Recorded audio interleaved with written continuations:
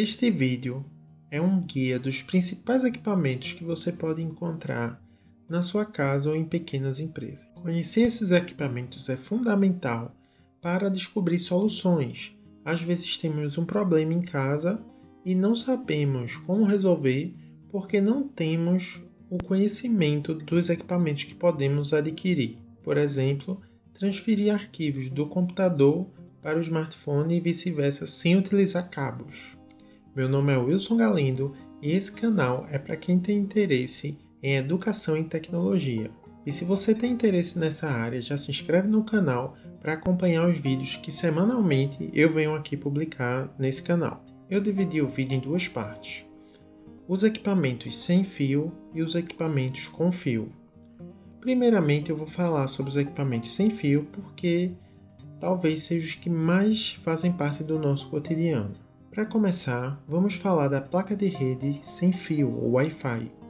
Essa placa de rede ela normalmente é conectada nos computadores desktop e serve quando você quer acessar a sua rede, a sua internet sem fios. Mas tem outros lugares que também nós podemos encontrar placas de rede sem fio, por exemplo, em nossos smartphones. Ou seja, para poder acessar a internet e ter acesso à rede de Wi-Fi, ele precisa ter embutido uma placa de rede. A mesma coisa acontece com os tablets. Normalmente ele já vem também com a placa de rede Wi-Fi. E enquanto nos desktops você realmente precisa inserir uma placa de rede, no notebook ele já vem com essa placa de rede sem fios integrada.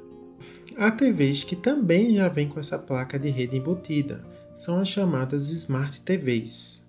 Quando você vê esse termo Smart, é porque esse aparelho normalmente acessa a internet e, consequentemente, ele tem uma placa de rede integrada. Mas se você tem uma TV antiga e ela não tem acesso à internet, então uma saída é você conectar o Google Chromecast.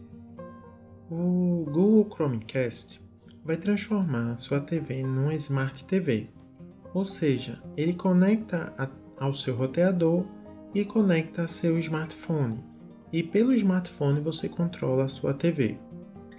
Existem outras marcas, mas eu recomendo muito o Google, porque eu tenho um que já faz muitos anos e funcionando normalmente, e aqueles baratinhos da China eu tentei e não funcionou por nem 3 meses. Temos também a TV Box. É um pouco polêmico, pois se discute muito a legalidade desse tipo de aparelho, mas a verdade é que ele transforma também sua TV em uma Smart TV.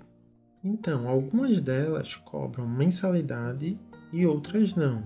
E esses aparelhinhos têm a capacidade, inclusive, de acessar canais de TV por assinatura.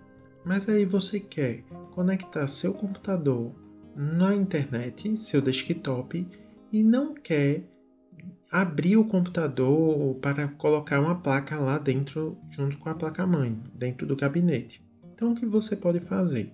Comprar um adaptador USB Wi-Fi. Então é só conectar esse adaptador numa porta USB, instalar o driver e está pronto para usar. Inclusive, você pode utilizar também em notebooks, por exemplo, porque a placa deu problemas. Então, se a placa der problema, você conecta também no notebook. Ou, de alguma forma, você não consegue acessar a placa de rede, instalar o drive da placa de rede. Fica como uma alternativa. Existem modelos com antena externa, né, como vocês estão vendo aí, mas também existe com antenas internas, que ele é um pouco menor o alcance. Nessa mesma linha, também tem adaptadores Bluetooth. Então, se você quer utilizar o Bluetooth no computador ou no notebook, e esse notebook não tem Bluetooth integrado, você pode adquirir um aparelhinho desse, né? Ele custa muito baratinho e você tem acesso a Bluetooth no seu notebook ou desktop. Esses adaptadores USB você pode encontrar com um preço muito interessante na China. Mas se você não quiser esperar tanto, né, às vezes pode chegar a 90, 120 dias uma mercadoria da China, então você pode adquirir no Mercado Livre, que encontra também preços muito bons. O próximo equipamento é o roteador. Então ele é responsável por receber sua internet e distribuir para todos os dispositivos conectados a ele. Uns aspectos importantes é que o ideal é que ele fique mais no alto, no centro da casa e que você evite obstáculos entre ele e quem vai acessar a internet. Então, quanto menos obstáculos, melhor a conexão. Mas se não tem jeito, o sinal realmente está muito fraco, você não consegue melhorar a posição do roteador, você pode optar por um roteador Wi-Fi. Então esse repetidor vai pegar esse sinal, vai replicá-lo, vai deixá-lo mais forte, o mesmo sinal, e vai passar adiante. Então você ganha alcance na sua rede sem fio. Falando agora das redes cabeadas, uma das grandes vantagens é que normalmente elas são mais estáveis do que as redes sem fio, mas ela tem algumas limitações que nós vamos falar nesse vídeo. Vamos agora falar sobre o item essencial à sua rede cabeada, é a placa de rede.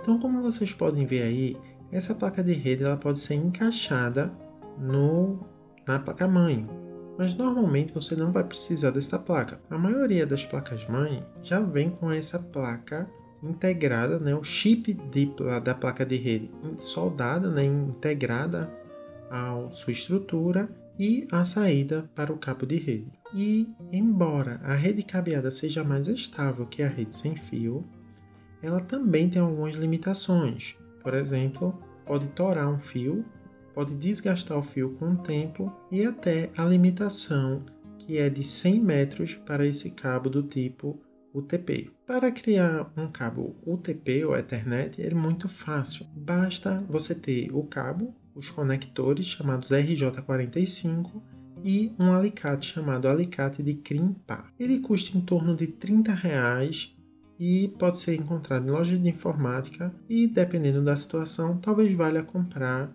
um alicate desses para você. Um equipamento que não é muito utilizado hoje, mas que pode ser útil, é o hub. O hub é o concentrador de redes. Então, embora no seu roteador tenha algumas portas lá, normalmente ele vem no mínimo com 8 portas. Então, para uma rede um pouco maior, ele é recomendado. Temos também o switch. A grande diferença entre o hub e o switch é que o hub tem um canal único, onde todos os dispositivos conectados a ele vão disputar aquele único meio. No switch, cada computador liga com outro numa ligação física, ou seja, exclusiva para aqueles dois dispositivos.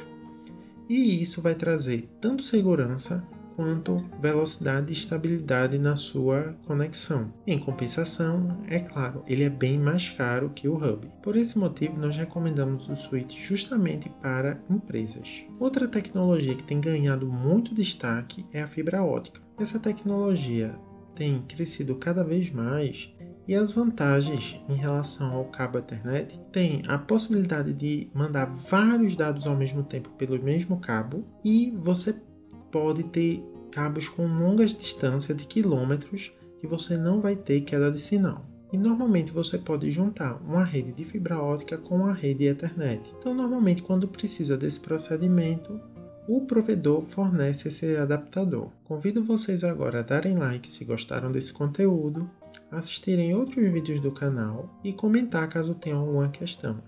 Então, espero que vocês tenham gostado. Até o próximo vídeo.